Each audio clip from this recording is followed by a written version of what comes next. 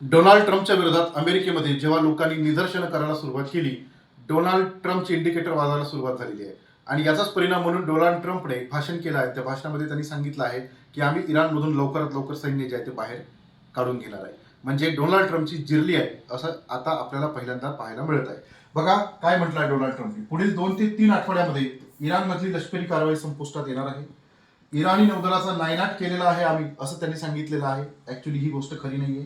क्षेपणास्त्र यंत्रणेवर आम्ही प्रहार केला आहे आणि इराणची बॅलिस्टिक क्षेपणास्त्र ती तयार करण्याची क्षमता आम्ही नष्ट केलेली आहे असं अमेरिकेचं म्हणणं आहे. पण हे तितकंसं खरं नाही वाटत. त्यानंतर अण्वस्त्र कार्यक्रमावर नियंत्रण आम्ही तयार केलेलं आहे. इराण कधीही पुन्हा अण्वस्त्र तयार करणार नाही याची खात्री अमेरिकेने केलेली आहे. म्हणजे स्वतःकडनंच पुढ्या सोडण्याचा कार्यक्रम ट्रम्प बाबाचा सुरू आहे असं यावरून आपल्याला दिसून येते.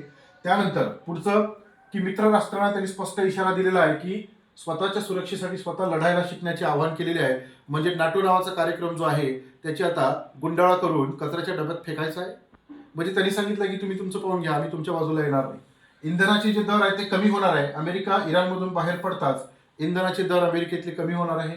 हॉर्मुझ सामुद्रधुनीची जी सुरक्षा आहे, तर इंधनाच्या वाहतुकीसाठी हॉर्मुझ सामुद्रधुनीतून तेल आयात करण्याची जबाबदारी जो देश तेल आयात करतायत त्यांनीच घ्यावी असं सांगितलेलं आहे. म्हणजे तुम्ही आमच्यावर कोणत्याही प्रकारची डिपेंडन्सी ठेवू नका असं अमेरिकेने सरळ सांगितलं आहे. दहशतवादी गटांची कोंडी केलेली आहे. कोण म्हणतंय असं? ट्रम्प म्हणताय. चीन आणि पाकिस्तानचा शांतता प्रस्तावावर आम्ही विचार करताय असंही ट्रम्प म्हणतायत. आणि आम्ही अमेरिका फर्स्ट हे जे धोरण आहे हे आम्ही स्वीकारत आहे आणि इराणचं युद्ध जे आहे ते आम्ही लांबवणार नाही आणि 2 ते 3 आठवड्यात आम्ही माघार घेऊ असं म्हटलेलं आहे. यातले बरेचसे जे मुद्दे आहेत ते ट्रम्पची जी नेहमीची सवय आहे पुढे सोडण्याची त्याचेच पुरावे आहेत. ठीक आहे, 100% पुढे सोडतायत. दुसरा जो मुद्दा आहे की इराणमधून सैन्य मागे घेत आहे. तुम्ही तर खूप मोठ्या मोठ्या बाता मारल्या होत्या की आम्ही इराणला सहज संपवणार.